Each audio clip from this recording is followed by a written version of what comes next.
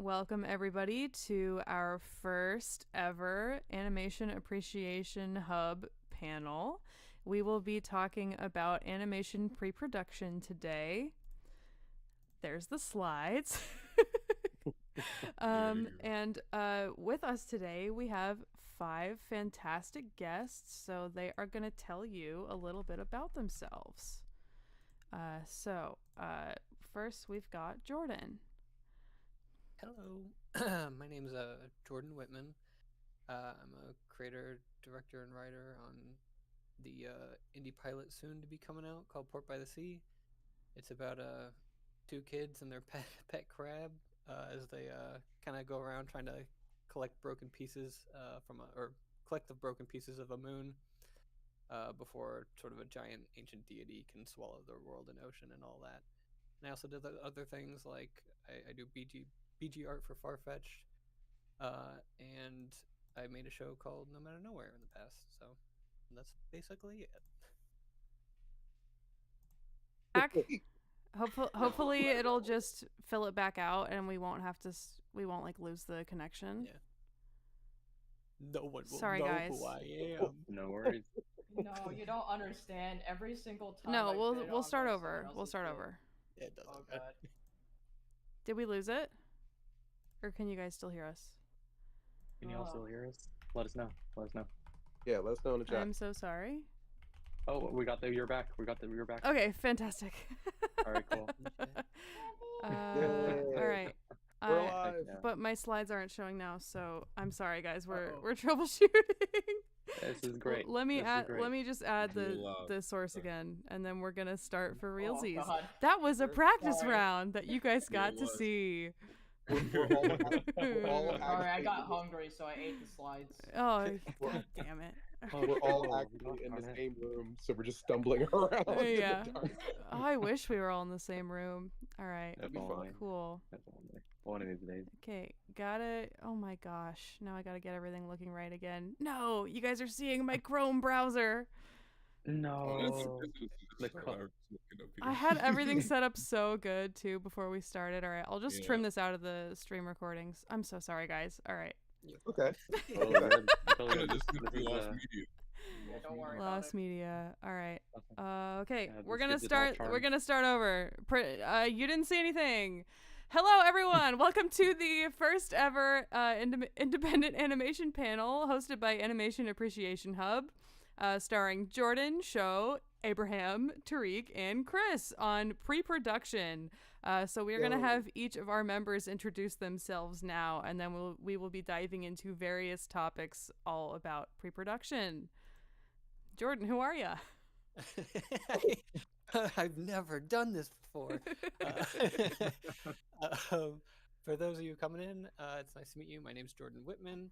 I'm the creator, director, writer on Port by the Sea. It's a film coming out hopefully for February of 2024. That's our planned release. And it's about two kids and their pet crab as they try to go around and collect fallen moon pieces from their broken moon before an ancient deity or titan can flood the world in his ocean. I've made a show called No Matter Nowhere, and I'm doing BG art for lead BG art on Farfetch, so it's been a lot of fun, and that's a little about me. Awesome. Sho, who are you? No one. Anyways, no. Hi. My name is Sho, or I go by Sho2Z online, and I am the co-creator, director, and the general jack of all trades, master of shenanigans of Tally Ho. And I also do way too many things, but Tally Ho is a steampunk new weird story about two societal outcasts literally inventing non-lethal therapy and sorting out how to talk about their problems, because we all need that in our life. Yippee! Hey, thank you. Abraham, who are you? Hey, I'm Abraham. I'm the creator of Among the Others. Amongst other roles, I direct the show as well. I compose. I'm a music producer. And do a lot of other things regarding the show. It's a science fantasy adventure that we're working on about found families, trauma, reality bending energies, undead hippies, just all sorts of weird science fantasy stuff, and we're really excited to show it off to you guys. Awesome. Tariq, who are you? Oh, okay. So my name is Al Tariq Harris. When I'm not being the head of the Offbeat Kiki fan club, I do video essays sometime under the moniker Toonrific Tariq. But I also am the creator of Hey, creator, director, writer, storyboard, animator. Like I wear a lot of them hats, you know. And yeah, Hey is it's a mix between Insecure and Bob's Burgers is what some might call it, some being me. And it's a story of two people who really love each other trying to figure out how to love each other. And I'm happy to be here. Really happy to be here. Thank you for being here. Awesome. Chris, who are you? Hi, everyone. I'm Christopher Wade. I am the creator, director, and writer of the upcoming action-adventure fantasy film, The Will of Monsters. It's about a young, powerless witch who's got to become besties with two bumbling scarecrows, and they got to survive a murderous horde of crows. In order, so they won't die. It's going to have explosions. It's going to have magic. It's going to have a little bit of social commentary. I'm pretty much juggling a lot of the tasks, as a lot of us are in indie animation.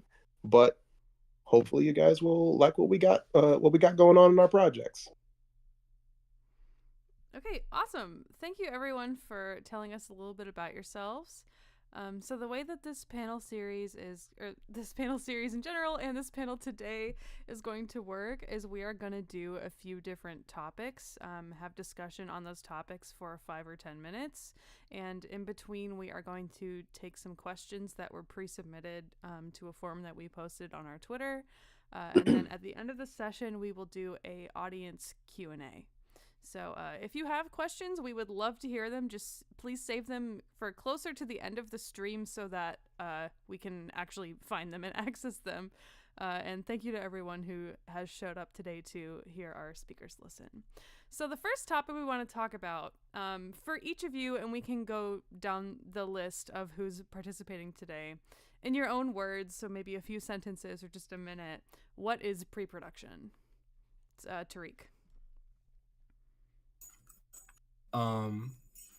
For me, I guess pre-production is like the foundation, like the just kind of laying out the groundwork to make sure like everything in your production goes like as smoothly and organized as it possibly could be. Whether that be like hiring the right people or like like a whole bunch of things, storyboard, like a whole bunch of things. But yeah, that's my understanding of it. Awesome.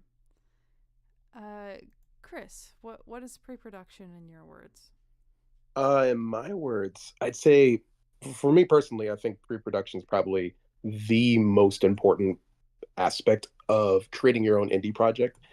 Essentially, you're just laying down the skeleton of everything that you want your vision to look like. So not only are you basically writing and developing the characters, but you're also setting the mood, setting the tone, getting a good idea of where you want this story, this project that you're kind of nurturing, where you want it to go towards. So you might be coming up with like different kinds of ideas for your characters, or how they should look, or how they should move when it comes time to actually animate. I'd say that pre-production at this point would be where you put all those things together. Like you really start getting everything together, and you start to really lay down how everything is going to look, sound, feel at the end of the day. Awesome. Abraham, how do you define pre-production? Yeah, I sort of echo what Tariq and Chris already said. I sort of like to think of it as the main blueprinting phase of the entire production.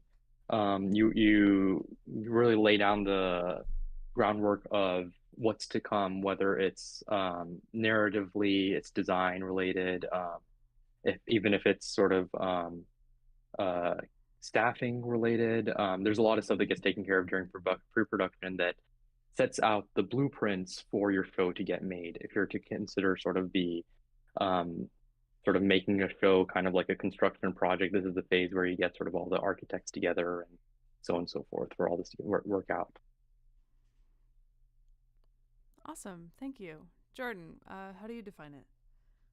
Yeah, pretty much similar to what they said. It's the most important part of the whole thing. Really, it's getting everything together and preparing for a very long journey. And you'll find, like, as even in production, and as you're going, you'll constantly cycle back to like the start and to make sure, like, because if you ever have a bump in the road, you'll constantly go back and you'll be like, oh, like, this is what we planned for this. Like, if anything goes awry or wrong, and it's really it's the foundation of everything, and making sure it can stick together and keep it going and moving at a healthy pace and beat. Awesome. That's pretty much it. Thank you. Show, do you want to add anything? How do you define it? Sure. Like, echoing kind of what everyone else had said, pre-production also to me is probably one of the most important steps, like Chris said, because if you do not have your materials ready, how can you build a house? That's kind of how I see it, is that you're setting down not only the framework, but you're planting a seed, and you have to care and nurture for that project to grow. Otherwise, I have seen what happens when people do not go through the pre-production step and they just go and they start producing a thing, and it takes a lot longer when you don't have a direction or solid foundation of knowing what you need and what to do, because also this is a very important aspect of anything related, but pre-production requires, one, a lot of patience, and two, you need like, it is a necessity, because funding, for example, if you don't have anything for that, you can't really progress past a certain stage in your own production. That's the best way I can put it. Awesome. Okay, thank you guys for your definitions. So we've laid down the basics of what this is. So now we want to talk about a question from Batty on Instagram, who asked, what would y'all say are the most important phases of pre-production? And to avoid one person at the end of the list, being like, I echo everything everyone else said, why don't we start with show this time and then go the opposite direction of how we did last time? Word. Oh shit! Wait, No. me.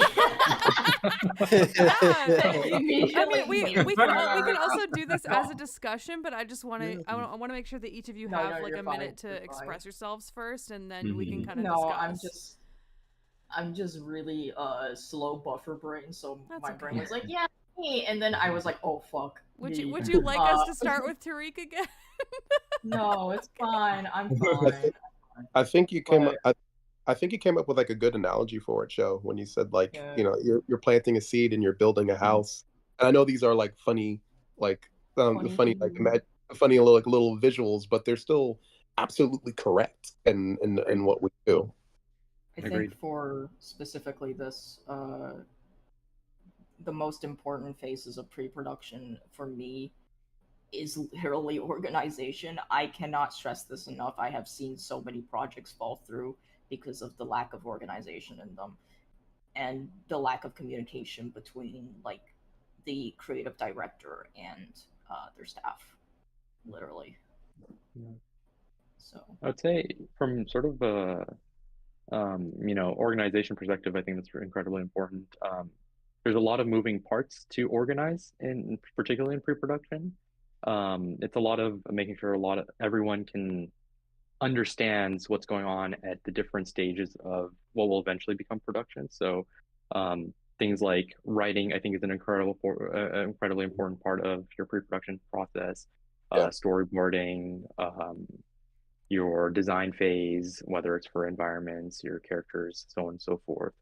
For us in our show, we also had a effects designing process as well. So all that sort of stuff was very important for us, at least in our pre-production. Yeah. And to echo off that a little bit, I'd say I guess a big part of pre-production, at least for us, was like time management and just understanding like not just like my own because it takes forever to do anything animated, but also like who you're working with, like like every single process is different, like how long a background artist will take to do an average background, or it's like, or if it's a bigger shot, how long is 1 second of animation going to take, how long is like compositing a shot going to take. And it's like it's important to know, or at least find out and study that entire process, or ask people you know who are in those processes, like who do those jobs, and to be like what are you comfortable with, understanding that, and then sort of making a schedule around it, and just trying to make sure that there's some motion happening. Otherwise, like you'll feel like at times you're just like kind of sitting in the water and like not really going anywhere. You're just kind of hanging out, and it's never a fun feeling. Yeah, and actually to the point of something you said earlier, Jordan, with regards to sort of cycling back to pre-production every so often when you're even in production, this is something that we've learned, is that you discover how long things take sometimes in the middle of production, and so you have to correct course from there too. Yeah. And so in the beginning during pre-production, it's sometimes your best guess. Every team is a little bit different. Everyone who gives you an estimate might be working off of, different production styles or literally styles of shows. And so estimates are usually hard to go off of. It's not until you really hit production sometimes that you get a proper read.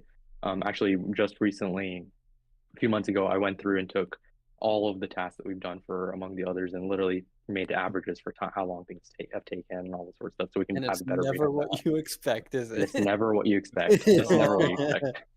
Oh, Yeah. sure, this thing will take 5 minutes, takes 5 years. Yeah. Oh, Yeah, exactly. Yeah, but it is important to do your best guess early on, though, Yeah. for the sake of I mean, you have to organization. you have to have a staple, but otherwise, like it's you always have to have wiggle room. You always have Yeah. to have like extra time.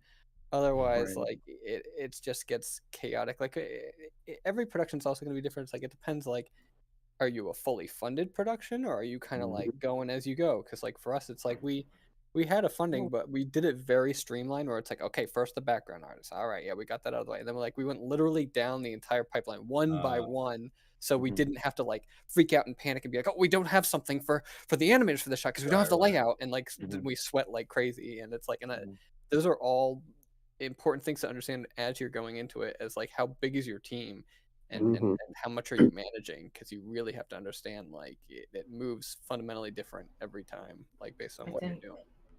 I think I'd like to add on to this as well, but I think one of the other most important phase, and I actually forgot to say this earlier, but to me it's editing down a script, editing down your runtime, because I have seen too many productions where they'll like write huge scripts and I'm like, how are you thinking this is even possible? They overestimate themselves, and the whole project just bites the dust eventually. Because people get overwhelmed. And I think it's important, especially for younger creators, to recognize that less is more. You can tell a huge story even in 2 to 4 minutes.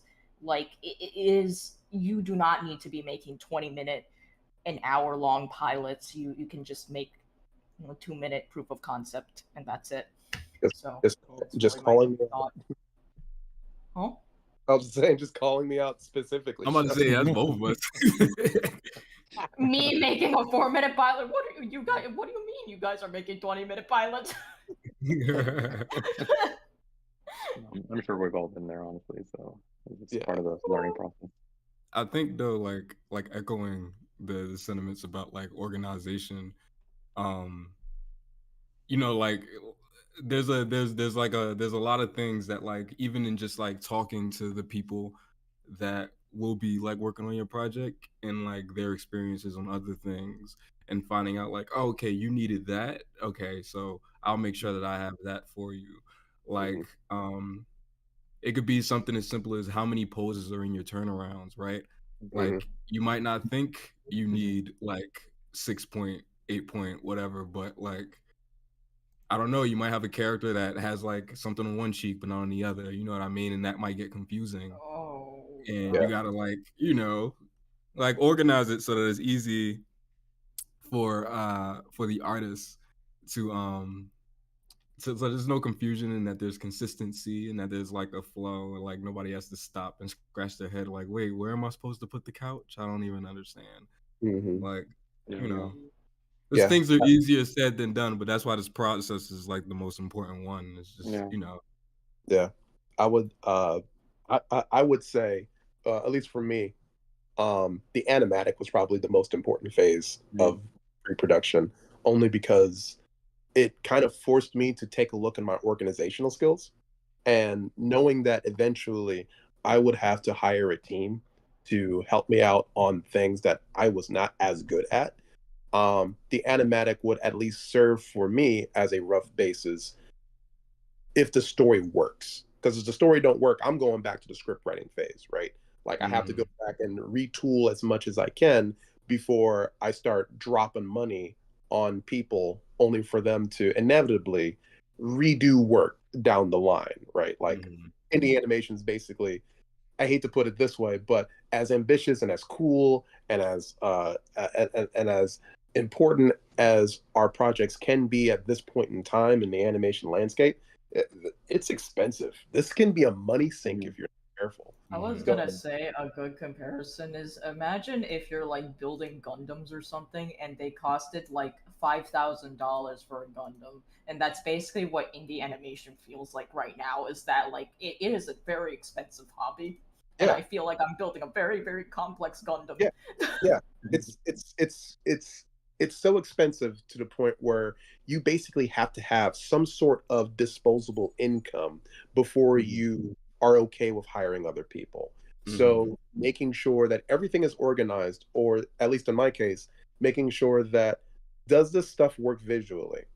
Having someone else to bounce your ideas off, at least one or two other people that you trust who have a good critical eye for media, to take a look at your project and say, you can fix that, that can be ironed out, we can go back to the drawing board on this one, this works, that doesn't work. That's tremendously helpful in keeping your project moving, growing your vision and yourself as an artist, but also making sure that you save a lot of money going down the line, because you got to eat at the end of the day. You're Yeah, gonna need it too. I was Yeah, gonna say, like, pre-production is also really, really good for that reason, figuring out, okay, what are the resources that I need specifically to make this vision happen and working around those limitations. Like, for example, I have many disabilities and am chronically suffering. I swear to God, most of my friends know that I die every 2 minutes. Um, and I have to work around those limitations and disabilities as well for myself, for my own sanity, and for my own health as well. And part of that is figuring out what to do in pre-production, is like what to cut out, what to modify, how do I make this look as good as possible without sacrificing my health as a result. Hmm. And we're talking a lot of also about sort of like staying organized and such. I think for all of us that probably means something a little bit different, but I think for me, all of this boils down to having sort of a really solid and strong shot list at the end of this process. For us in our production, our shot list is the final blueprint that tells everyone in production what to work on, what to do forward. Are we recording behind the scenes content for the shot? Are we, how are we coordinating between, backgrounds to character art on this? How's it going to be lit? So on and so forth. All that gets detailed out in a sort of singular master document, which for us is our shot list. I know that's not sort of how it's commonly used in sort of live action and such, but for us, that is the best way to communicate to production. I mean, that's one of the beauties of being an indie production, is sometimes we find unconventional methods that work a lot better than what other people have thought of as the norm, because I actually take some game dev techniques and stuff and put them into like more of an animation workflow, or like I observe how they market themselves, or how they basically make a sustainable living off that kind of thing. That sometimes animation is lacking, or sometimes some of these other things don't really have the same. Because I think a lot of sinkholes that animators also tend to fall into sometimes, especially younger creators, is they also treat everything like it's live action, and I'm like, you can do anything you want in animation, and there's a reason you're drawing it with your hands.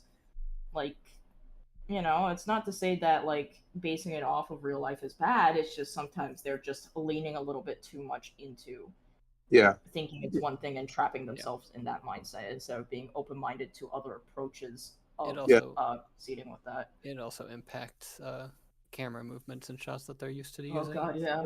Like dealing with like how to manipulate a transition or how to manipulate a shot to being not painful for an animator but still like engaging enough. Yeah. Right. Like there's something to be said for like recognizing what your limitations are as far as terms of budget, or even as terms as an artist.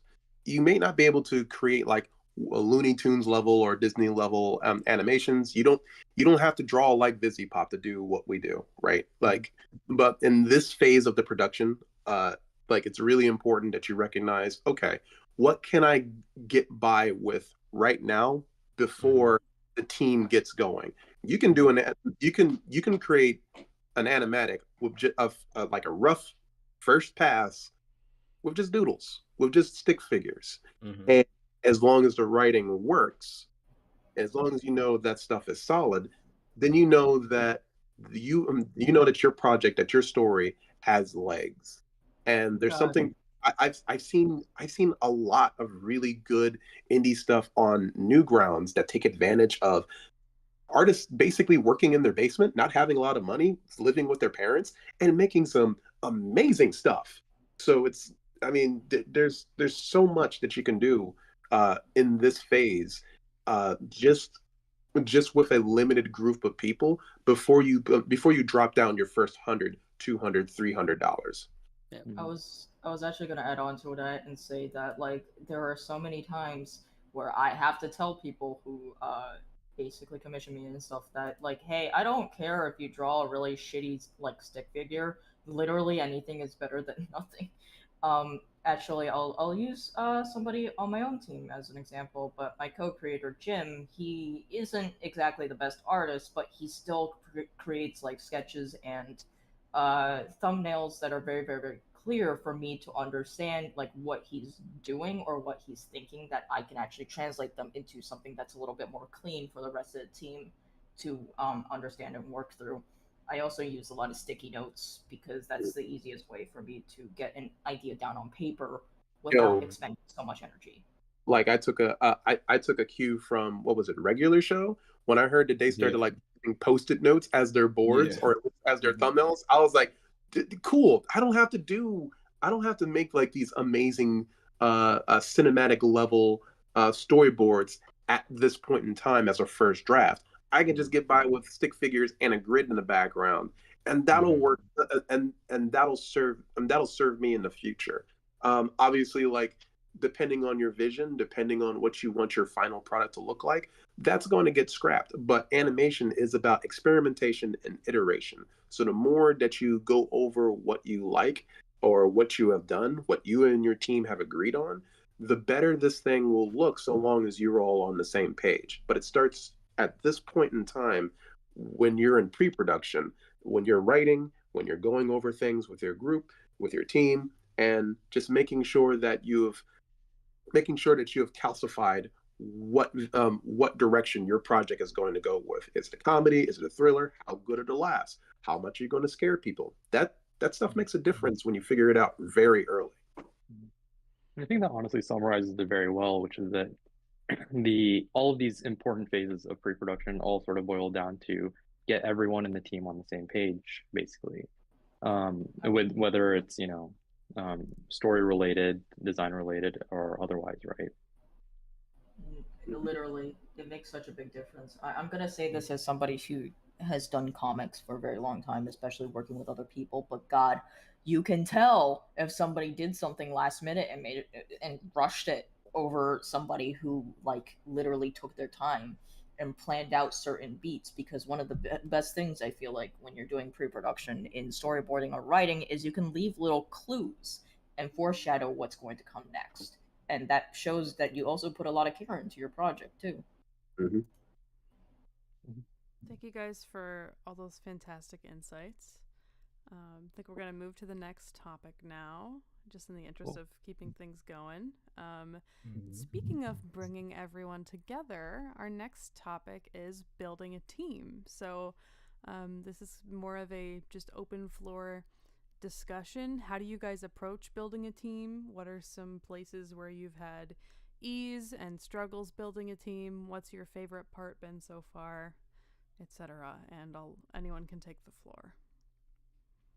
I think personally, like after, well, not like just wrapping up on all of that, one of the best things I've found when it came to finding people and people I want to work with are people that are also interested on working with what you're doing and what you're making. So I guess like that's sort of my biggest suggestion is always find people that have the same passion and heart that like you're trying to convey, right? Or a similar kind of taste in what you want to do. Because those people are gonna like they're gonna take what you love doing and they're gonna run with it in like a great direction, and they're gonna like hit the marks that you were hoping for because they're having just as much fun with it as you are. And I think that's a huge just win, I guess, overall. And Yeah. it pays off in the end. I promise that. Yeah, I One thing, very much echo that. No, go ahead. I was gonna say that one thing I learned from my film professor in college was that like he was saying that like his process when he would do movies or commercials or something is he wouldn't sometimes hiring people and building a team doesn't necessarily mean picking the person that's the best at the job. Things take a long time to be made. You kind of want to pick the person that you don't mind spending 2 years with. Yes. Like, Yeah. you know what I mean? Like the person that Oh like God, yeah. that might be really good at it. It might just be like the worst person to have it. They turn out a good product, but whatever. But they might be like the worst person to be around. And you know, like that, it just it makes the project even better because that if everybody's having fun and everybody's like happy, like that shines through when you're finished.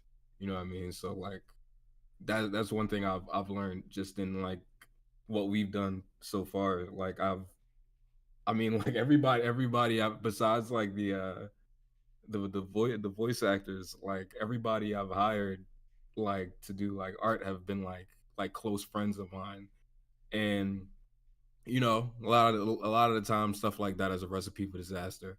But these were always people whose art that I've always really admired, and I've wanted to like uh I've seen it like stuff evolve, and I'm just like, man, I can't wait to like we do something together and it's gonna look dope. Like so yeah, you know, that's like the thing I've gravitated towards the most is like just like who's the best person. That's really what Yeah. I've gravitated towards. I've definitely no, go ahead. No, you go ahead. You go ahead. I've definitely heard stories of like creators working with people who are just a real pain to work with, and like it kind of feels like that when you give them an assignment and they have a big head about it, or they're just really disrespectful about the project. It feels like, from what it sounds like, that they're holding the project hostage, or at least a piece of it.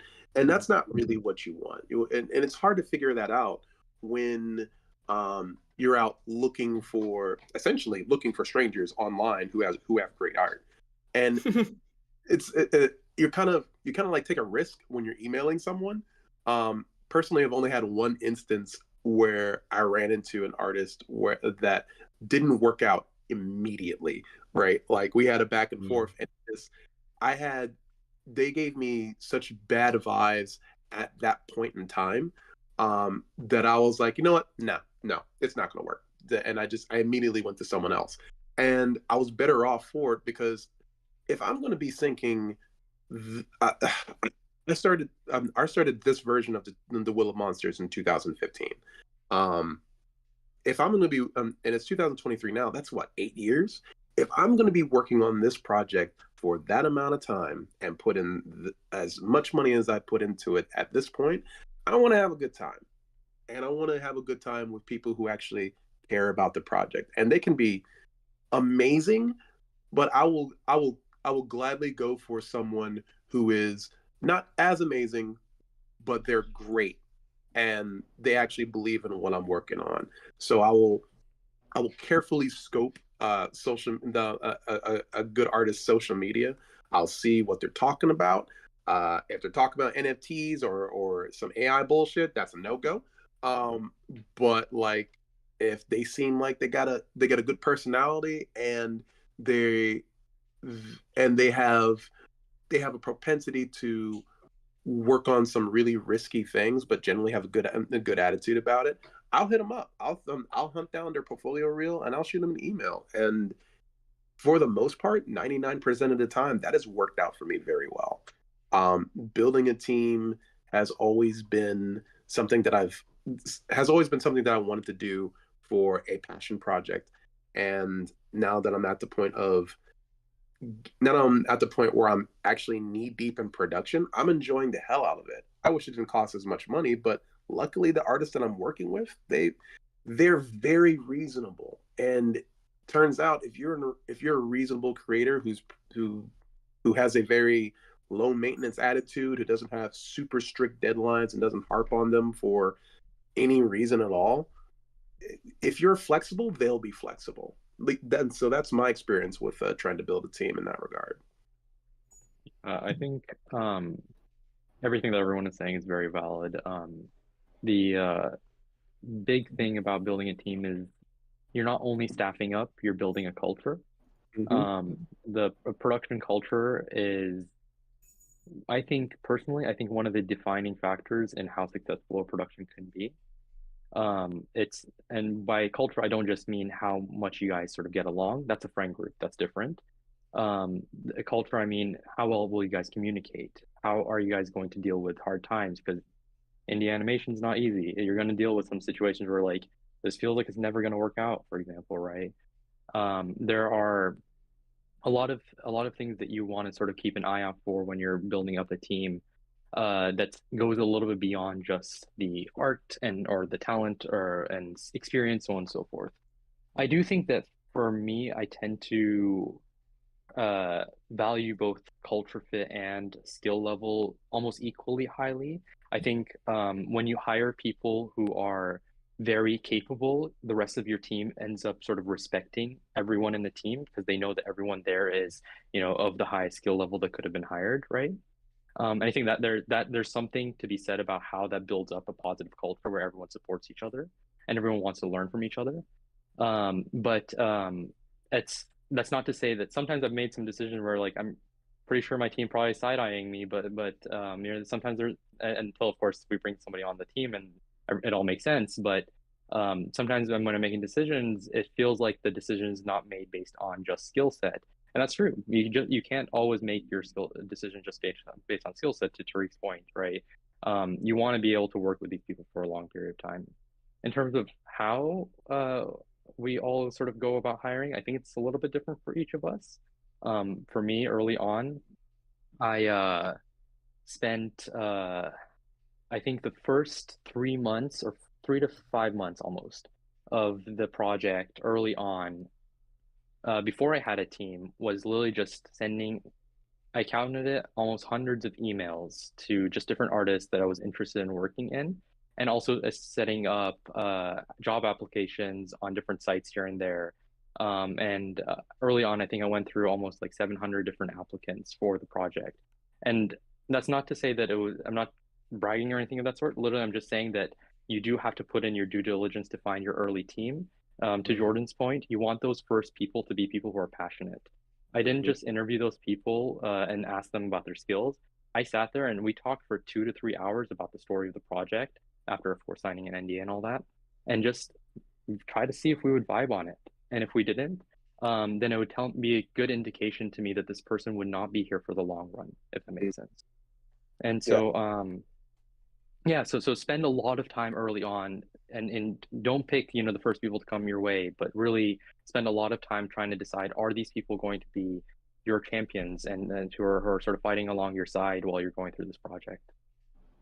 I think I would like to add on to all this by saying that, good lord, sometimes the people that you are friends with will not be the best fit for your team. And I can say this definitely for somebody who was working with friends on my project and have been working with friends on my project, that some of these folks just really didn't work out. I actually had a whole situation where I had to kick off somebody from my team because they were not respecting me, my time, or my project at all, and they tried to change my vision, even though I told them several times to please not do that.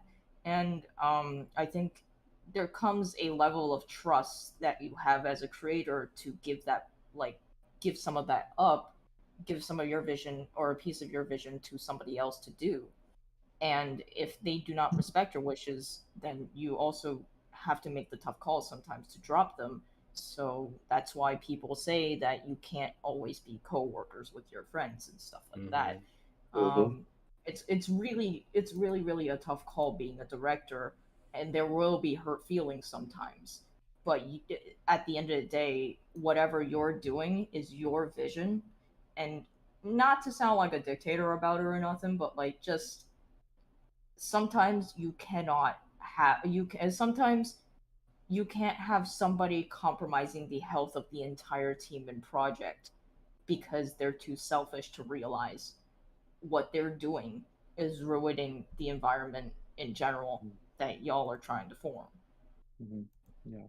Yeah, something that I guess the last thing that I'll probably say on this is that when you're building a team, you also kind of need to be prepared not only to build the team, but sometimes pull it apart when need be. What I mean by that is like the hard truth of this is that you're running a business in some ways, and you got to fire people sometimes, and that's sort of the hardest thing you'll probably have to do ever as a leader for a show because it's never easy. It's never feels like it's the right thing to do. You always feel like the villain for it.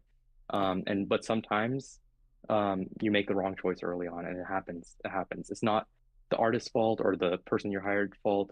Sometimes it's just it wasn't the right fit, and you have to be ready to have those conversations sometimes too. Yeah. And So important. sometimes, yep, I and was just sometimes mistakes happen in general, and Mhm. that's just part of the process in general. It's just that there are going to be mishaps or missteps in pre-production, but as long as, like, you're willing to step up to the as bleh, bleh, sorry, I'm stuttering again. Um, as bleh, bleh, You're good. sorry.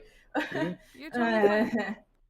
um, like, as long as you are willing to step up to basically admit to your faults and mistakes, then I think um that is the sign of a good director. Hmm. So Mhm. and Yeah, also being able. Go kinda ahead, riff George. off kind of what Abraham was saying. Um, that as a director, it's also our responsibility to creative problem solve, right? It's like if someone's not fully working but partially working, it's important to know when to mix and match, like what talents they are bringing to the table and how to best present them without having to go to that last extreme. Mhm. And as well as, like, if you have, like, let's say, like, you give them a deadline, you don't hear from them for like months, Mhm. and then all of a sudden you're like, all right, listen, like, I gave you something and then gave you more, and then you're not meeting me, like, at either of those, like, at that point, like, it's like it's all about understanding, like, the where the lines are drawn, and where an individual kind of crosses those lines, I think is the important part. Yeah. But always trying to make it work, right? You never want to come off as like your first option is going to be like, all right, let's yeet them from the team because they Yeah, did one exactly. thing you didn't like. Right, right. Um, I actually really want to like emphasize something you said, Jordan. It's like sometimes you might find that you brought somebody on the team and they're not performing to the best of their ability, but it's people tend to underperform when they're in a position that doesn't feel like it suits their best skill sets, Yeah. or when it's a position that doesn't sort of highlight what they're passionate about and such, right? And so it's sometimes just a matter of shifting people around and helping people get to where they want to get, because this is a career move for some people joining your team, and you kind of have to recognize that sometimes. And so, if they feel like they are not being treated with respect and treated as just sort of chess pieces, then of course they're going to underperform, right? So it's not just a matter of getting rid of people sometimes, but it's also shuffling people Yeah. around. And it takes time sometimes too. Like Mhm. sometimes they Yeah. get better over time. Like I've Yep. had plenty of people who like all of a sudden I'm like, oh, you know, this Mhm. is like so, and then all of a sudden like they just like take off like a rocket and like Yeah. they Yeah. can Good kill you lord, over yeah. time. Yeah. Especially, I think it's also really important to have people who are on your team who are willing to learn. Because I know for me, I treat my thing more as a learning experience for people who want to build their portfolios who have been on, unfortunately, really, really bad projects before. So that's why I just pick up a few close friends or something. I'm like, hey, I can help mentor you a little bit since I know a lot about this stuff. But it's also something that's practice for me as well before getting into like the meat of things. Yeah. Oh, and real quick, something I feel like this is probably important for us to mention, but there's different ways to sort of build your team. I know we talk a lot about sort of the cost in animation in general. I know that part of that cost, I mean, probably the biggest chunk of that cost is paying your artist fairly and such. But that's also not the only way to be sort of putting together your team. For example, if you're the kind of creator who has sort of a close-knit group of people you tend to work with, splitting the pie in terms of earnings is a conversation that's worth having sometimes. Or when you're bringing on your teammates, if you are intending to pay them, be honest with them with sort of what you're able to achieve and all that sort of stuff, and have discussions with them with what's fair to them and what's fair sort of in the grander scheme of things as well. One of the mistakes that I see some people do is sometimes they will under sort of pay, and then suddenly the team grows to a point, or your earnings grow, and you're no longer able to sort of compensate for the overhead that you've created in terms of when people start to ask for raises and so on and so forth, which in our production, and we've only been running for about 3.5 years, that's already happened. Not in terms of the overhead, but in terms of people asking for more and such. And so you have to be prepared for those conversations. And so be prepared for what direction you want your sort of, I guess, spending to go. Do you want this to be sort of a royalty split situation, or do you want it to be sort of an earnings split, or so on and so forth, right? Um, are you paying them industry rates, union rates? What's happening here, right? I think that's something you should know ahead of time. Awesome. Yeah. Okay, thank you guys so much. I think we're gonna move on to our next topic. But that was fantastic to hear. Yay! All right.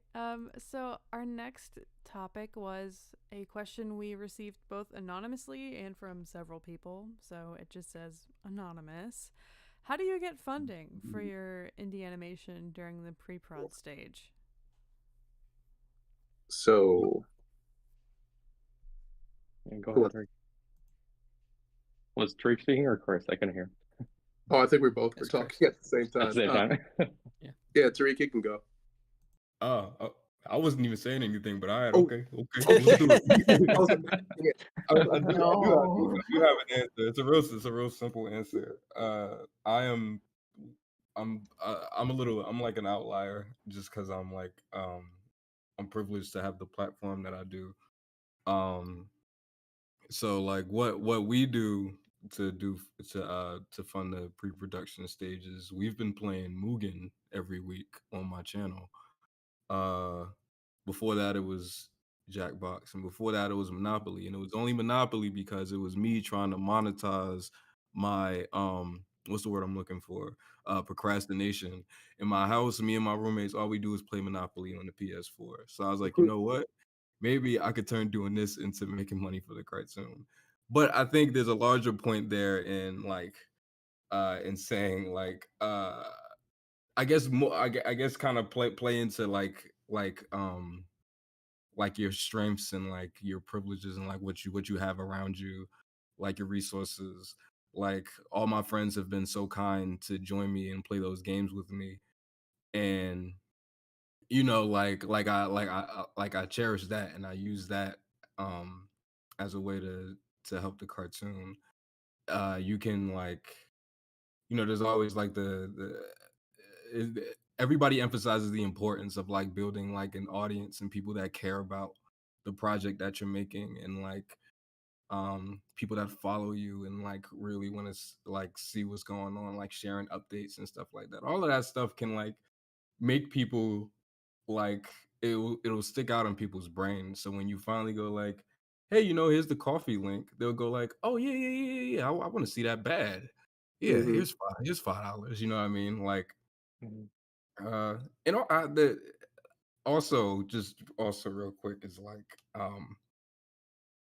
sometimes somebody will donate $20, sometimes somebody will donate $1. That's $1 more than you had before. And Yeah. that's the way I look at it. So any amount, regardless of what it is, it's something. Yeah.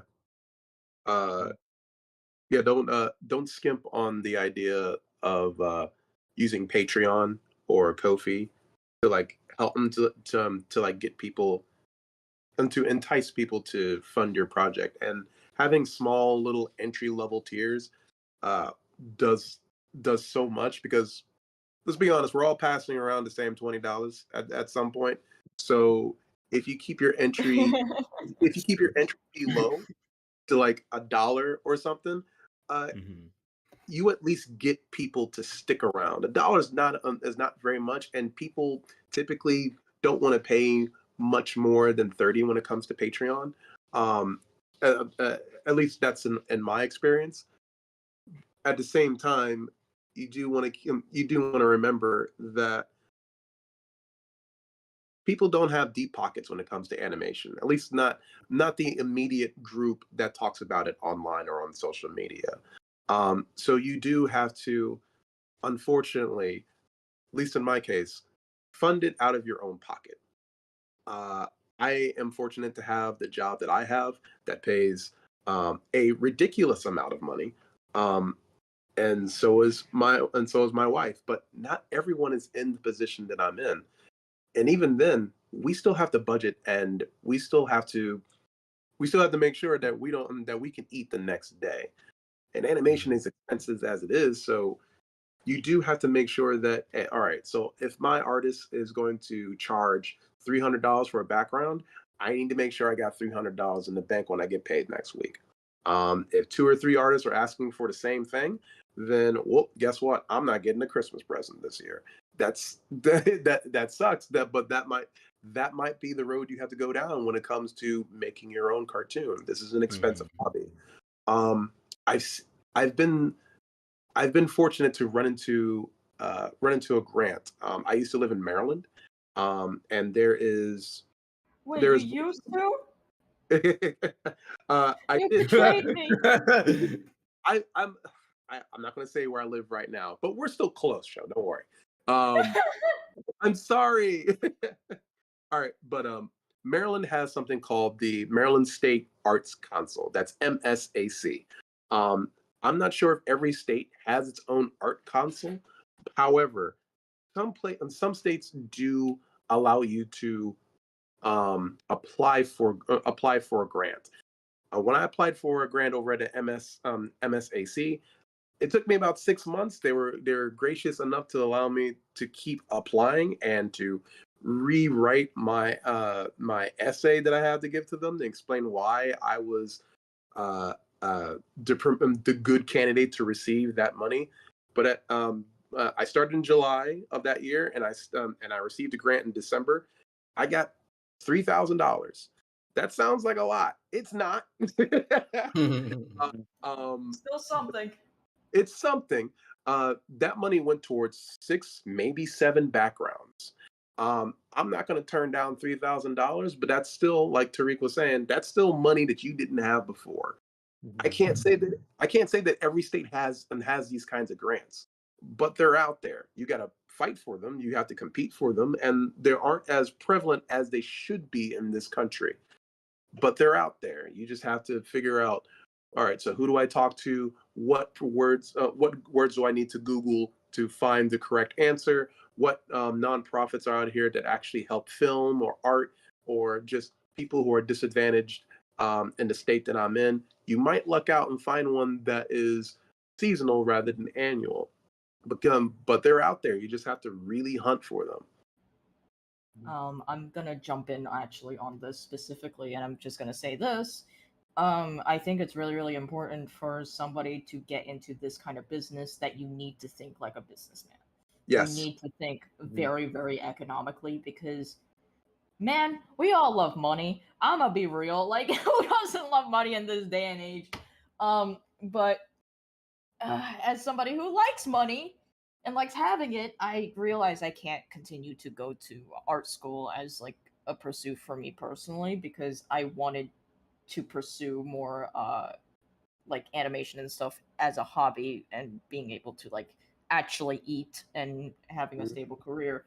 And that being said, I think sometimes it's important to know when to make sacrifices for your project, whether that means like building your project around a certain budget or literally going out and seeking grants and funding from other places, like Chris was saying, because I think a lot of indie creators are very, very eager to hop onto just crowdfunding and forget that there is a lot of work behind crowdfunding as Yeah. well.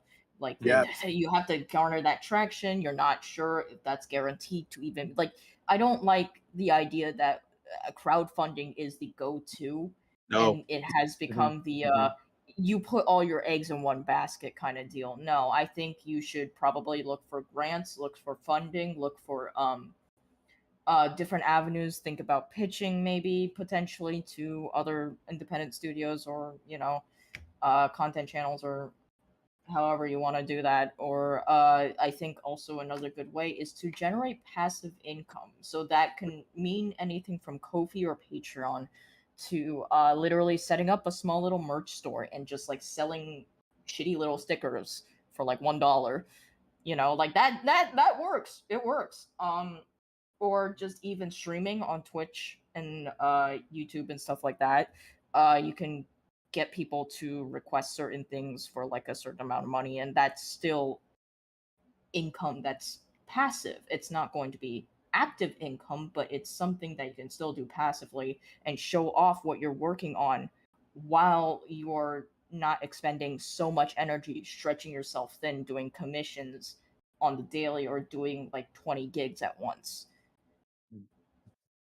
Yeah, agreed. I think I always struggle with the sort of the discussion around funding because it can probably be one of the most discouraging portions of trying to hop into indie animation. But at the same time, I don't feel like it should be that discouraging just because um, if you do your digging, you will find options for you to fund your project. I'll just sort of like really quickly. I know we had a short time for this one, but just to list a few like if you're a content creator, there's a lot of ways to monetize your content creation. It is.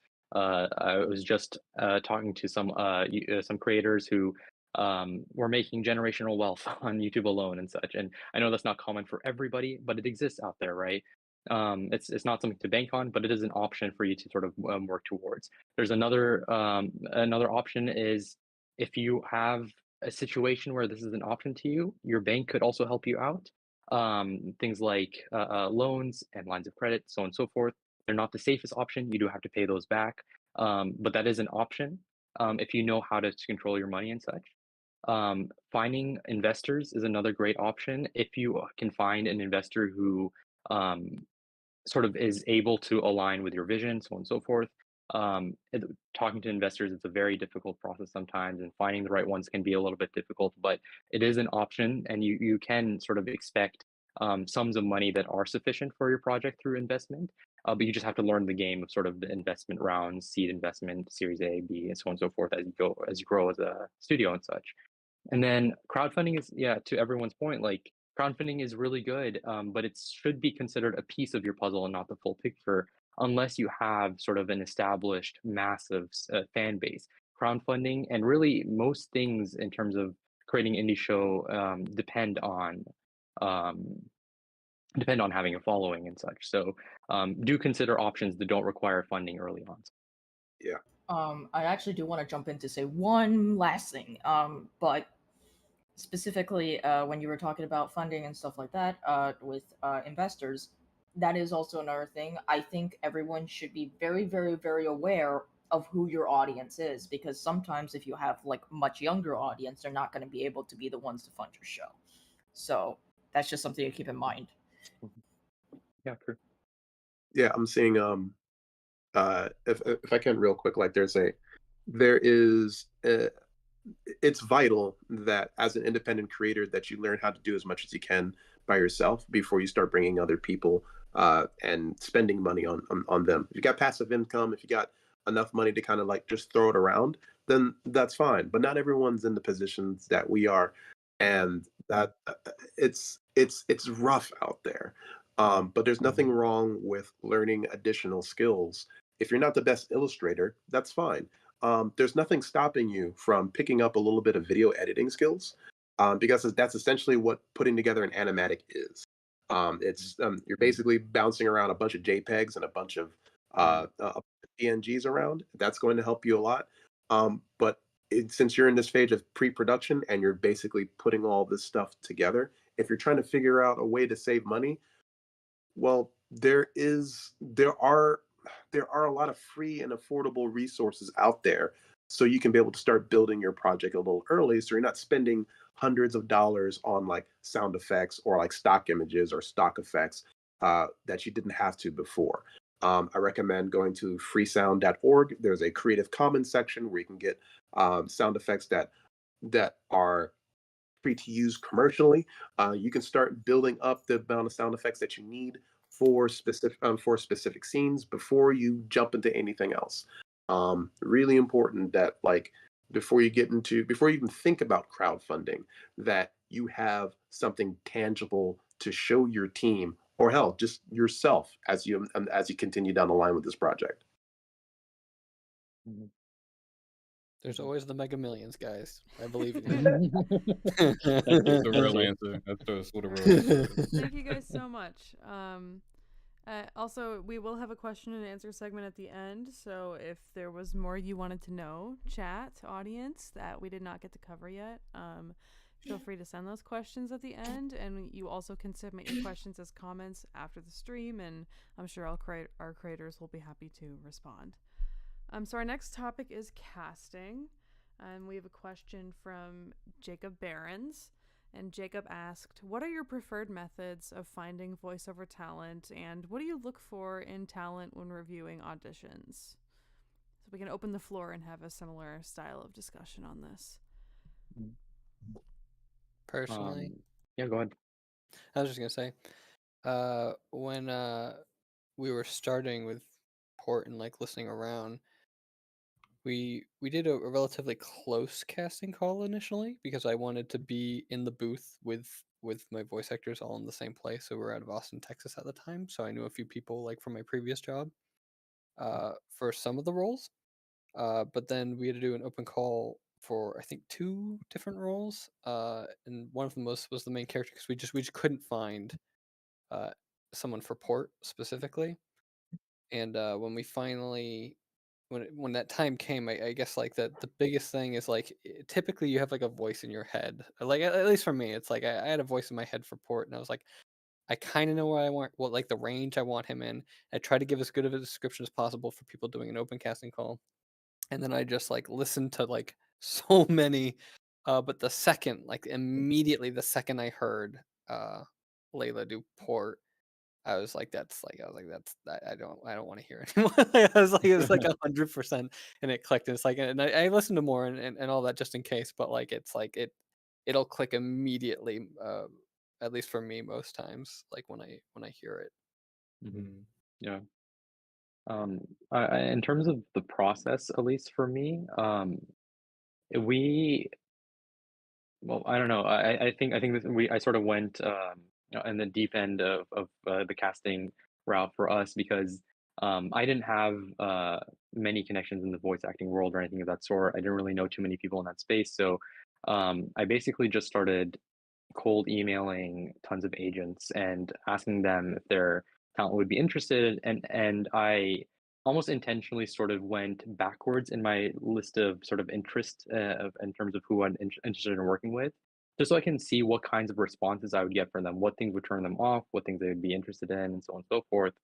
And basically, what it eventually came down to was putting together a deck that had all of the roles that we had for our prologue season in it, and we sent those over to a couple of voice acting agencies and had them do sort of a closed sort of audition round through just their agencies. And we picked from there for a good chunk of our cast members. That wasn't the case for all of our cast, though. There were some people who I was really interested in working with specifically with them. I had a specific vision for them being part of our show and such. And for those people, it was more of a direct negotiation and conversation with their agents, and until we came to sort of an agreement on what would work best. And in terms of how we found those agents' emails, IMDb Pro, it's a great resource. Literally everyone's emails is out there. And in terms of working with union versus non-union actors, we are a SAG-AFTRA production, so we work exclusively with, for the most part, exclusively with union actors. And that is actually a whole process to get registered with the union and such. We got very lucky that somebody was very gracious to sort of give us the connections that we needed to fast forward our process in getting registered as a SAG production. But I do think even if you don't have that, it is possible. It's just you just got to make sure you fill out your forms more thoroughly than we did, I guess. But for the most part, that also was a big boost for us, because the moment that we say that we're SAG, a lot of actors start to trust us as a production. I know that's something that's hard to find with indie productions, is trust. So. Mm-hmm. Looks like SAG-AFTRA just reached a deal. Turns out. Oh. Good timing. Yep. You did it, Abraham. I You saw it into existence. I did it. You did it. That's awesome. You solved the issue. That's hard. Huge congrats to SAG. That's great news. I'm very happy with them. In my case, I kind of casting's a little difficult in my case at the moment, because I voice two characters in my film, and they both have a bunch of lines. I was really lucky to find Michelle Murad, who's playing Pi for my film. She's playing the witch character, and there was an audition process with a bunch of other people that didn't really turn out too well. They were reading the lines, and as nice as they were, they kept doing a very specific kind of anime kind of voice that I wasn't really enjoying. It was a very generic voice that you hear a lot when it comes to Japanese cartoons. So I wound up going to a script writing conference in DC, because the earliest version of TWAM was being acted out there. So I wanted to check out to see who was actually playing it. And Michelle knocked it out the park. She actually played Gerard, who's a guy character. They randomly gave out the parts to random individuals. They didn't give a shit about my script for some reason, or the characters. But Michelle brought so much energy to Gerard's character at the time that I was really blown away by it. I emailed her that night, and within a week she came in, auditioned. I loved what she was bringing to Pi, and we hit it off from there. Like she was that character ever since. She first did this, acted out as Pi 10 years ago, as like in like the previous version of the Will of Monsters, where the script was completely different. And I asked her, "Hey, I'm revamping the project. It's been a while since we chatted, probably like a good few years. If you're down in California, I'm down and at the time I was in Maryland. I was like, do you want to keep working on this project?" And she was down. Like, if you've got a project that an actor or an actress really wants to be a part of, they will find a way to do it. Right? Mm-hmm. Like they will make concessions. They will move some things aside. If it doesn't work out, like if you find someone who is cool with it one time, who's cool with it one day, and they're not so cool with it another day, that's fine. You know, sometimes life comes up. Sometimes actors have scheduling conflicts. You'll find a way to find someone else in the meantime. but like every so often you'll find an actor who's just fucking down. And I was really fortunate then to find her and have her just voice this character at this point. Casting casting can, I don't want to say it makes or break a character, but it can definitely help. Mhm. Mhm. For sure. I'm gonna say this right now. I am probably the wrong person to ask this one, but I can tell you what not to do. Don't harass me in my DMs about wanting a role because I will absolutely not answer that. I can tell you that much. Mhm. But for me personally, if I need something or I need somebody, I'm very particular about who I cast or who I pick, especially since a good number of my characters are people of color and they also speak another language. So I'm just like, that's why like I really only have um uh my friend Austin doing the voice lines for Pearson, who speaks for pretty much the entire duration of the pilot. I voice my own character Adam, which is literally just my soda. Um, and they have like two lines, and that's it because I am shy. But I am very, very fortunate to have met Austin just randomly. Uh, really. So that was just luck befalling me. Um, but I struggled for a very, very long time finding a good person to voice Pearson because he has an Irish accent and a very specific register. But I just loved the energy that Austin was bringing to the character and just how fun like how much fun he was having, really. And that's really the biggest thing that I look for when it comes to if people can play these characters, is not only what register or like what voice, because I can hear these voices very distinctly in my head. Um, but it also comes down to who is going to be the one who has a lot of fun playing up this role, or um who's going to be a very, very good fit, you know, like not only for the character but for me as a person. Like, are we going to vibe well or not, because these are very, very personal characters to me. But also the fact that if you find a voice actor you don't vibe with, good luck working on anything revolving around your project. But yeah, that's my 2 cents. Anyways, don't harass people in DMs about wanting a role, please. If Word. we want a casting Yeah. call, we will put Yeah. it out, please. I beg of you. Um, for hey, we did like a really like public like casting thing, and I did it that way because I knew that there were like even just in like my comment section on my channel before I even said I was making a cartoon, it's just like a lot of black people that want to voice act but never really get the opportunity to. They're not like professionally trained or anything like that. They don't even have a good mic, but they never just were given the chance.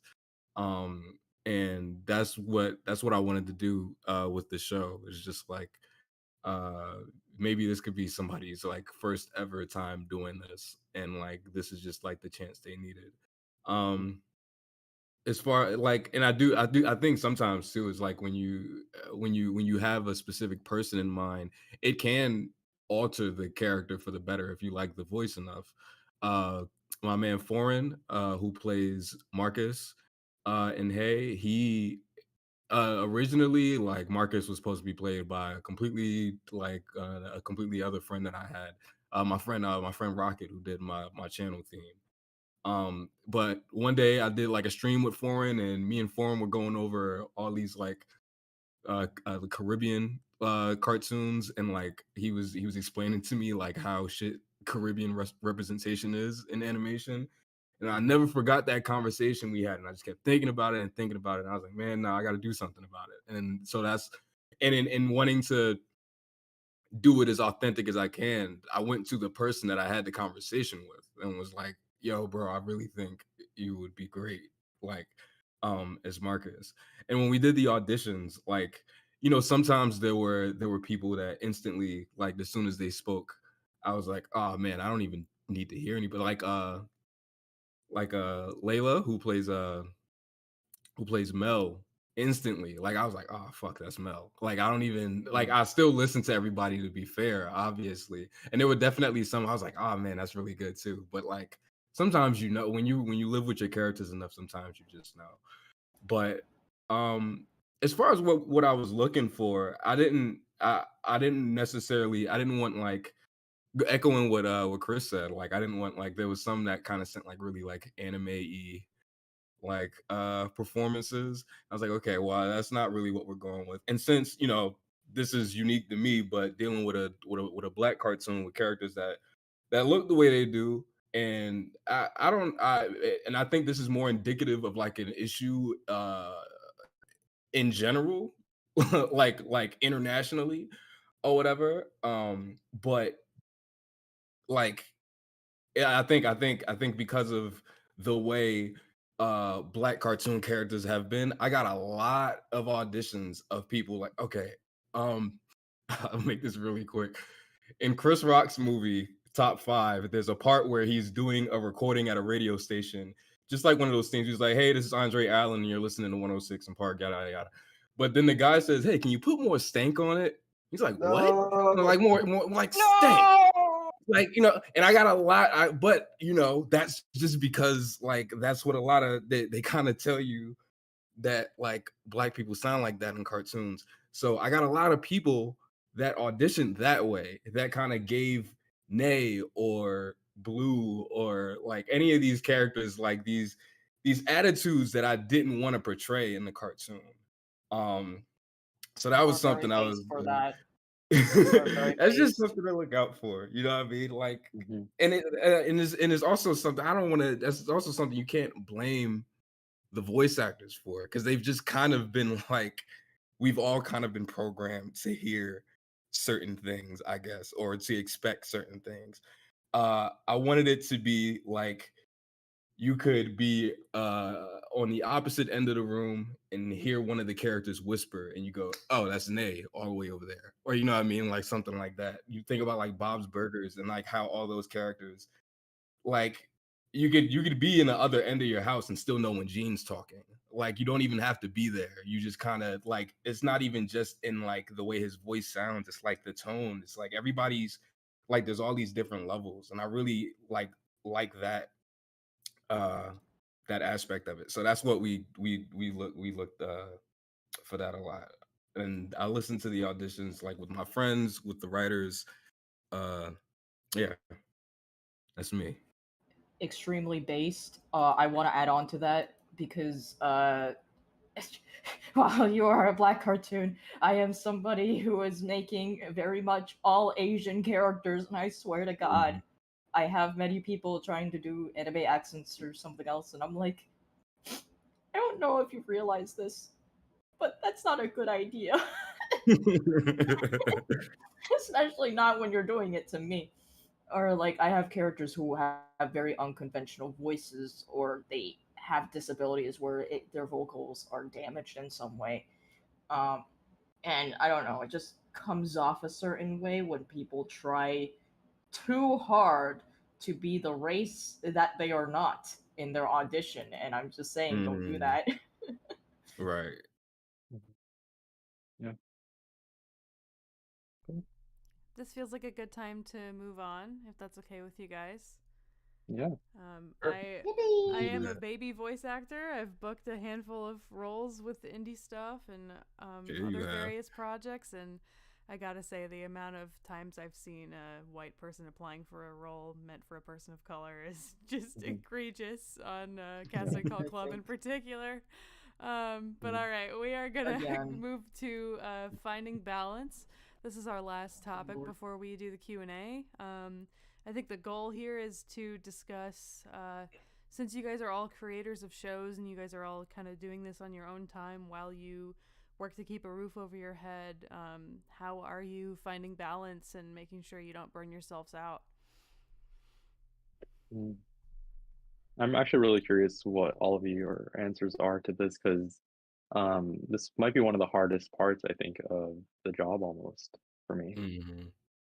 It's Yeah, a like little I'm sorry, you It's a little bit of a struggle on my end. I'll try and be quick. But I obviously I work a 9 to 5 as a lot of people do. Um, I recently have the option of working from home from time to time, and that has made my life feel so much better in a lot of ways. But it's very tough working on TWAM when I'm at home. Now that I'm working on my job on the same computer, I can't quite put my head in the same space now. Usually, when I work in a 9 to 5, I go to my office, I sit on my desk, I might walk around for a bit, talk to my coworkers, then go back in the traffic, drive back home. Then I can work on TWAM and I can feel relaxed, right? Like I can decompress after that. But now that all that is now that I can bypass the office, the coworkers, the traffic, and just work on my work computer, it's hard for me to open up my animation program just so I can work on my explosive scarecrow witch characters. Mhm. That's it's now become a bit of a barrier because I don't want to sit at my computer all day now, right? Like I don't have that buffer anymore. Um, Mm. so I it's become a little trickier now. So I advise people, I advise the creators out there who are trying to um, juggle both a job and their indie cartoon to have something else as a hobby. That's going to be tough trying to manage your time, but if you're at the very least work out, right? At the very least find a way to exercise because that's gonna keep you healthy. It's gonna keep your body in shape so you're not sitting on your ass the entire day. Your heart, Yeah, for real. your actual physical heart will thank you for it down the line. Your 20s won't last forever. Yeah, for Um, real. it's very important that like you find something else to fulfill your life besides cartoons because at the end of the day your life experiences will influences will influence, emphasize, and reinforce what you're bringing to the table. It will it'll freshen your perspective and make you more complete to tell a more personable story through your cartoons. If you're just sitting there and making a cartoon about the T-Bones the Chihuahua, and you're copying off another show that's on ABC Family or whatever's on cable right now. You're not making anything fresh. You're just making a different version of something that's already out there.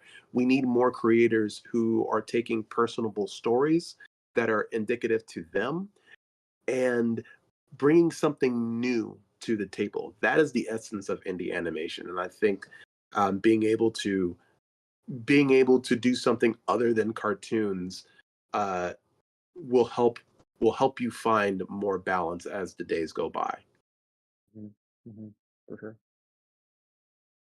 Yeah, I Yeah, think I that like go ahead. I'm sorry. Sorry, that's my bad.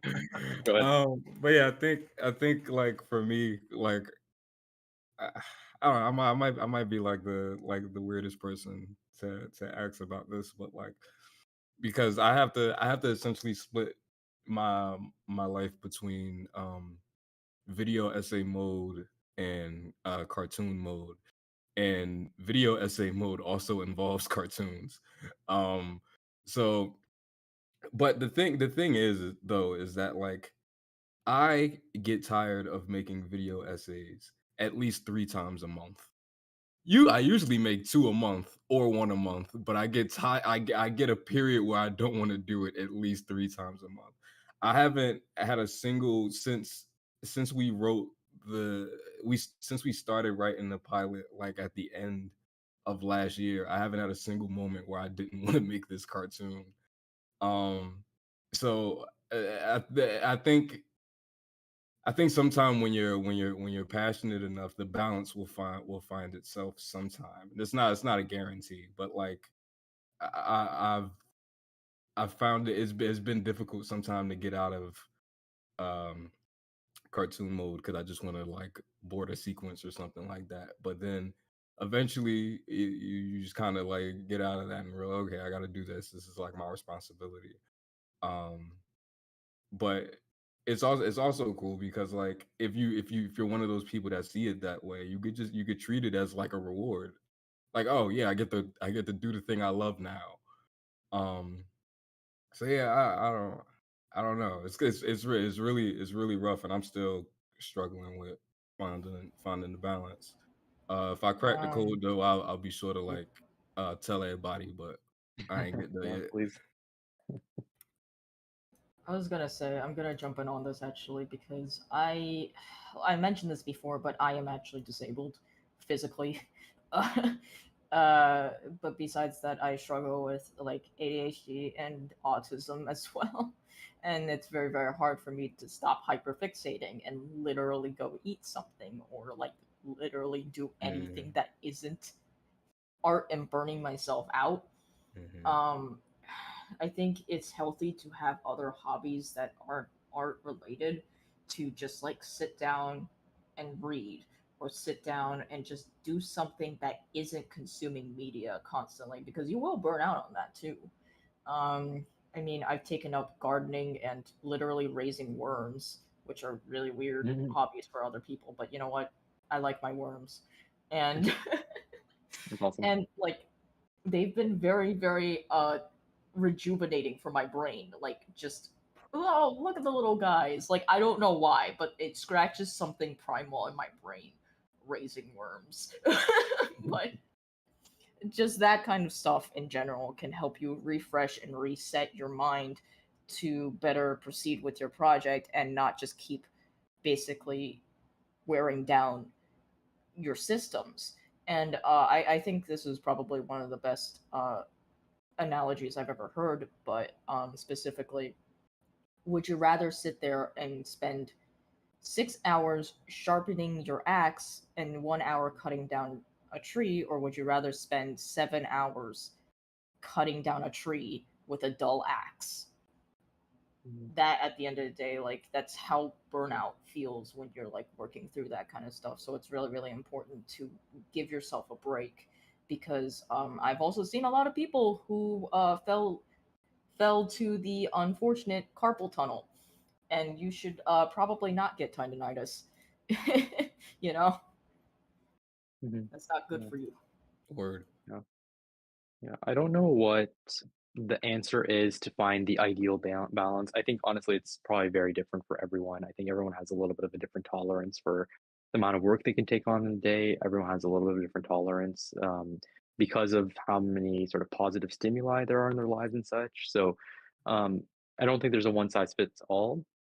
But I do know that there's some things that, for me at least, have been incredibly helpful. Sort of to Chris's point, having hobbies that are outside of your project is super, super important. I can't emphasize that enough. For me, it was gym, and I've just gotten back into playing badminton. I know it's a weird sport, but I really love it. And also just like giving myself time to just enjoy media that I used to be interested in that I've stopped watching because I've been so focused on, my project. But also that's a double-edged sword because sometimes consuming media can get you back into work mode without realizing, right? Because you're thinking about your That's story what now. I'm saying. That's what I'm Mhm. So saying. yeah. So I think just finding the things that you feel like give you distance from what you're doing is really important. I think hobbies and working out, that sort of stuff, all of that is really important. I also think that like I tell my team this all the time. We have regular one-on-one check-ins with everyone in the staff between me and the team members, and something that I always try to check in for is burnout because I always tell the team that I consider burnout to be a serious like medical concern. It's a serious problem that I think we shouldn't take lightly. It's not something that we sort of when somebody says that they're feeling burnout, we take it very, very, very seriously. I've experienced it to a capacity that I think has shaped my life. For a while, I thought for the worst, but I've learned a lot from that. And I think the big takeaway from that experience is um, that you don't want to push yourself to a brink that you can't come back from. And so, um, take your life, and sort of plot out the portions of it that are important to you. Focus on those, and then also plot out the things that you enjoy doing, and leave also time for those. And spend time with people you love. Have fun with people around you. One of the practices that I've put into place with some of my best friends is we have regular weekly hangouts, literally on like a video call, and that's it. And We even make agendas on about what we want to talk about with each other and stuff like that, and that's been a huge stress reliever. If it's a privilege that you have, things like therapy are of course always great to give yourself a little bit of sense of balance and such. And then I think I guess the last thing that I'll mention is that I think what we're doing, whether you're on the production side of this, whether you're on sort of the business side of this, social media side of it, art side, or whatever, what we're doing is an inherently, I think, a creative process. And I truly believe that you can't be creative without having experiences in your life to fuel that creativity. So Yes. give yourself a chance to sort of step away and live life a little bit and see the world and by life I mean the life outside of the internet even too, right? Though I think internet relationships are important and such, but and they're very healthy. Give you a sense of belonging, but sometimes even just outside of that, like literally outside of your door and just look at the sky for a little bit. That's an experience and such, right? And so those sorts of things have been very comforting, I think, to me, to be able to pull myself outside of my project and give myself more fuel for my creativity. Yeah, I mean, pretty much just agree with everyone else said. But I guess to top it off with the cherry, it's like when you spend 5 years making potato salad, and the potato salad being your animated project, you're gonna get tired sometimes. Like you're gonna get a little sick It of took potato me salad. 3 days to make that potato. Exactly. Yeah. It took me 5 years to make this potato salad. 5 years, and it's like, and it's something that like you're gonna have days like right, like there's gonna be good days, there's gonna be bad days. It's gonna be a jumble, but just try to be healthy about it. Know your limits and just And breathe. I'm also gonna say this to add on, but like also this is very important for people to remember. But social media is a window. It is not like the entire landscape. It is a window. You are looking into people's lives. Do not feel pressured to keep up with everybody. This was a No. mistake I made in my youth. I am not making that mistake anymore because I literally had to get hospitalized earlier this year because of arts related stuff. So I'm just saying, as a warning, do not fail to take care of your health because you need to be a well-oiled machine if you are going to continue to make art and continue to do things. You can't do that if you're dead. I'm just saying. Yeah, take weekends off, go see some friends. You don't have to learn jujitsu or like Yeah. take up rock climbing or something, but like yeah, enriching your life with different experiences helps a lot. Like for a really quick example, like the creator of SpongeBob wasn't just a creator of SpongeBob. He was a marine biologist, and he took his experiences from his job into creating SpongeBob. And we wouldn't have that if he didn't have those experiences. It's really important. Like even if you have like even if you had like certain hangups with certain people or even with life, I guess the most simple way I can put it is sometimes you just gotta log off. It's like this the internet's not is it's not healthy for us to be logged in, to be connected 24/7. We as humans are not engineered for this. So take a breath, find something new to do, even if it's just for a day. That your body and your mind will thank you for it. Your story will thank you for it. Once Yeah, and I again, think you don't have to do anything complex. Now, the worms are right there. You can raise them too. I love that you raised This is worm propaganda now.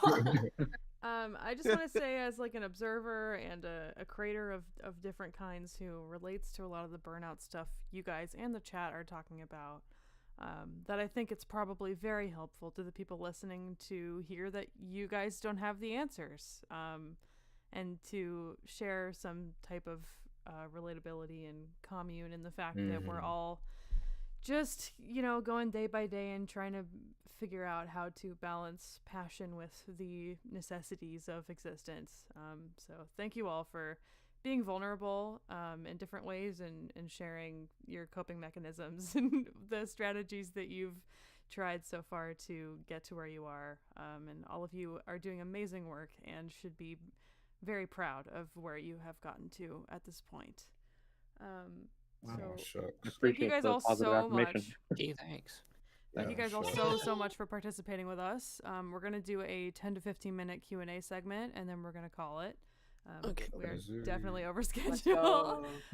So if you have questions about pre-production, please drop those in the chat. I'm gonna go read through the questions we've gotten so far and try to pick our first one here in a second. And then just to say, if you have more questions, your question doesn't get answered, etc., please leave them as comments on this stream VOD on YouTube when the stream is over, and we can go answer those questions just using the comment section. Okay, Yeah. so give me a second to look for the first one. Sure. Hey, y'all. Pre-production is cool, y'all. Haryana Hook wants to know, what do you do when Man. you feel self-doubt or it feels like no one believes in your project? You spit in Make their it till you face. make it. It Nah, works. that's real. Nah, that's real. That's real. Do Fake it out till of you make spite. it. Out of spite to yourself, for sure. I feel like I- that clip of Jack McBrayer going like, "I lie to myself." Sorry. What is one I thing? think it takes. Oh, go ahead. Go ahead. So no, go ahead. Sorry. I was just gonna say it takes sort of a ridiculous level of sometimes, like unexpected self-confidence to come out of your soul for you to do something like this sometimes, you know? So Yeah. you do kind of have to listen to that every so often and be like, I got this and I'll be fine. And just trust that for as long as you can. I will also say this: you have to be your number one hype man because there aren't a lot of people that are going. Oh no, We the lost worms you. got it. Got Oh, The worms got you. No, the worms got me. Tax Okay, I'm evasion back. thing in the pitch night stream. No, I was gonna, I was gonna say like you gotta be your number one fan, in order for, like your project to basically get that hype and get that traction from other people. Because if you aren't passionate and if you aren't believing in your own project, then why should I believe in yours as well? I will also add on to it. And so if you're ever feeling down, just say, believe in the me that believes in you. Hell yeah! Tune for Thought wants to know from each of you, what's one thing that keeps the process fulfilling even when, it gets to be stressful? I actually think like that question feels like it rhymes with Hariyama's question. So I'm gonna lump my answer in with two because I think what everyone else has said, where you got to be your own hype man, you got to punch through it, you got to believe in yourself. I think all those are extremely beneficial answers, and they'll push you through. There are times when I have those little dark moments. They're not frequent, but every so often, like I'd say like once every 7 months, I sit at my computer and I go, shit, this isn't gonna work. Like I'll just sit there and be like, what am I doing? And like, it's not a fun feeling. How do you get past that? Like, how do you find balance and how do you keep going beyond that? Is you can find different kinds of motivators. It can be spite, right? Like you want to prove to yourself, you want to prove to the people who have doubted you that you can do this. For myself, what has kept me going in spite when I hit those dark moments, and you might inevitably have those moments. For me, I started this project not because I like cartoons, not because I wanted to create my own Final Fantasy meets Halloween over the garden wall cartoon. I did it because I wanted to get better at art. And for a lot of people out there who go into indie animation, they see the has-beens, they see the lackadaisies, and they want that success, but they don't have the technical ability to keep going. I sure as hell did not. And I'm not saying that I ever will, but I know that I was better. I know that I'm better at art now than when I first started, and that's what's really keeping me going. There's still some things I need to learn. I still have my own limitations, but I didn't know shit about animation started when I first started out, right? Like I was working in Flash. I thought I could. I was one of those creators who thought that they can create who can make an animation that runs at 30 or 40 frames per second. Uh, Bad idea. You learn real fast about what you're able to do. But there are artists out there who are using their limitations or using their perspective and how they see the world to animate the way that they want to. There's this artist named Aim Kid who animates at 18 frames per second. And I think Oh my god, yeah. the stuff that they make is amazing. And I can say that now about my stuff because I wanted to get better at art and I learned as much as I can about each step of the animation process as I could. I had to let go of a lot of things. I had to let go of a lot of hubris that I had when I was first starting out. Um, and I had to let go of a lot of doubt. Uh, and I had to admit where I was just a pretty bad artist and a pretty bad director. But we've all got to start somewhere. Um, how you what you use to keep going forward will depend on what you've started this project to begin with, right? Like if you're in it for the wrong reasons, if you're in it to become popular, any animation is probably not for you. You can do a lot of other things to become popular. But if you're in it to tell a story that's personable, that's unique, that you can bring something fresh and you can grow yourself, I think that in the long run, that's going to keep you going much longer than spite or much longer than pride or hubris. Like you're growing yourself, and that's the seed that's going to keep sprouting and going to keep growing as you continue on your journey as a creator. I would actually like to add on to that by saying that it is very, very important for creators, especially younger ones or small baby projects, to recognize what your limitations are and to work around them. For example, one of the biggest reasons why Tally Ho has its very sketchy style is because I am disabled and I cannot actually make clean art that well anymore, and my lines are incredibly shaky. And I just said, "Yeah, screw it, whatever," and I made it part of like the style that it was kind of going into. And I think it's also very much important to recognize like what your flaws or what your weaknesses are and to work with that instead. Mm-hmm. So that is really just my big tipper there, is just to be like, hey, um, it's okay if your stuff is not perfect. Just make it even more not perfect. Let's go. Chaos. Um, just to give a really tiny thing to circle back to the original question too, um, in terms of what things sort of keep me going, for me, it's honestly a lot of times it's my team. Um, when I don't have sort of the spoons to give to the project, seeing them sort of get hyped up about the characters or seeing them even just like sharing memes with one another and having fun and just becoming a community, I think that picks me up quite often. So, the motivation doesn't always have to be intrinsic or coming from you. Yeah. Any last thoughts you guys want to share before we close out our panel? And thank you for your thoughtful answers. Never give up your dreams. Keep going. Yeah, Hey, do crimes and hail Satan, I guess. But in all honesty, yeah, it's seriously a lot of this stuff might seem overwhelming if you're hearing it maybe for the first time or you're just passionate about a story. But in all honesty, it is a really fun ride when you put it all together. Take it a day at a time; it'll happen. Just if there's something that you feel like you don't know how to do, you'll get there. Just give yourself some time and dedication; you'll get there. Literally, just take it a piece at a time; you'll get there. Mm-hmm. A little bit of a you know what? You go first.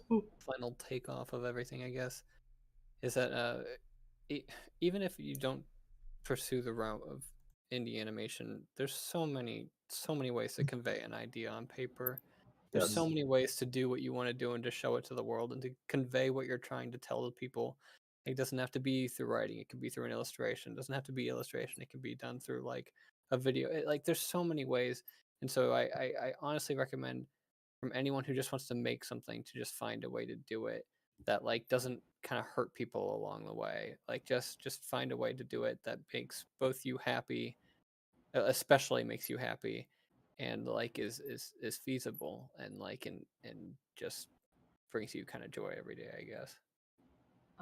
Very well I said. actually want to add on to that and say that, like, no matter the circumstances and no matter what, a story is a story, and I ultimately am a believer in that passion and writing will show through and shine through even the worst of like art or bad art styles or whatever.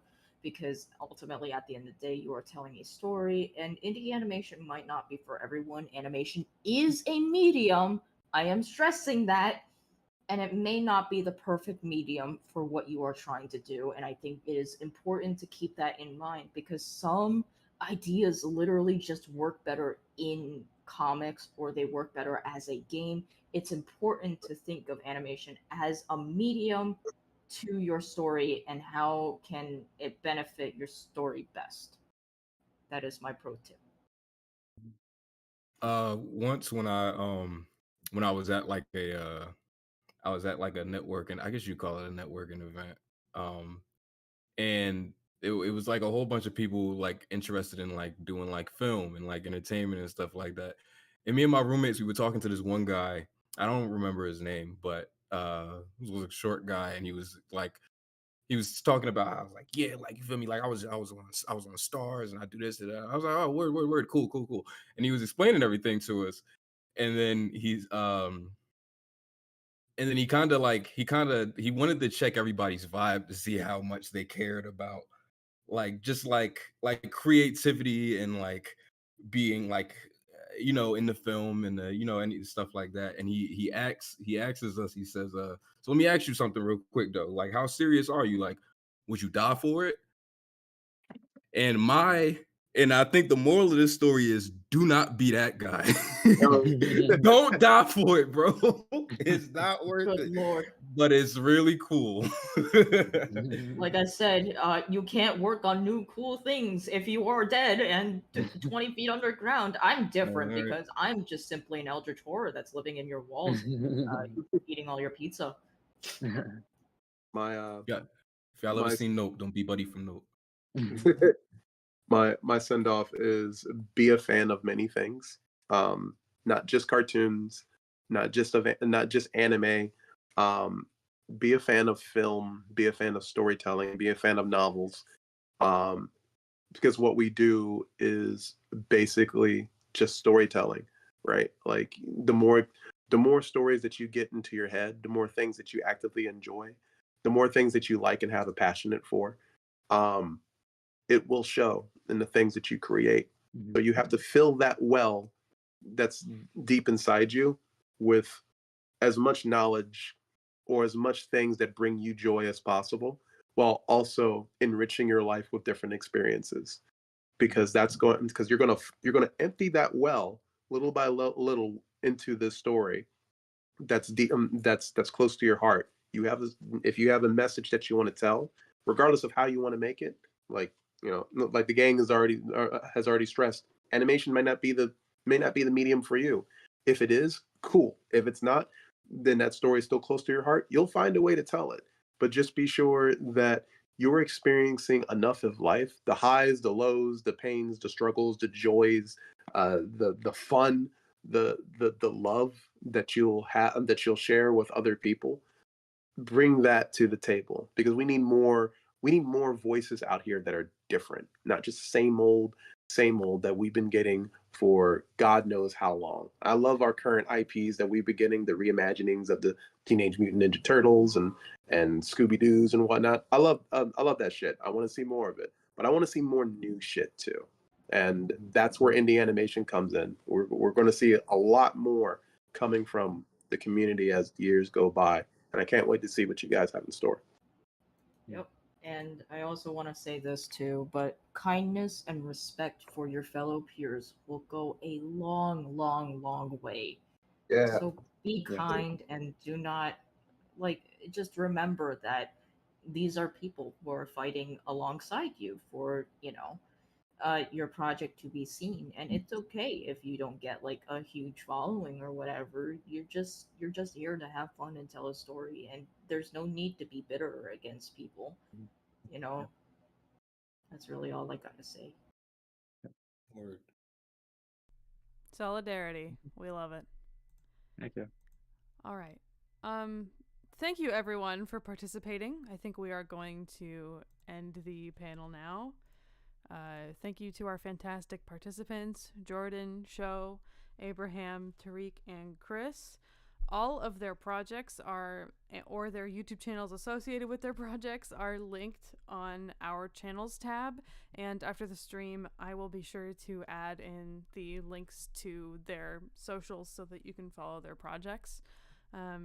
Please give them a follow and keep up with what they're working on. And next week, same time, same place, same day, we will be hosting a panel with 5 new participants about the writing portion of the indie animation process. So brainstorm all your questions for, what do you want to know about writing for animation and writing for your own projects. Okay. Thank you so much, everyone, for attending. We had a fantastic turnout for our first panel. Very grateful that all of you made time to come listen and learn from our fantastic panelist guests. And that's it. Everybody say bye and thank you and stuff. Bye and thank you and stuff. Bye, bye, bye.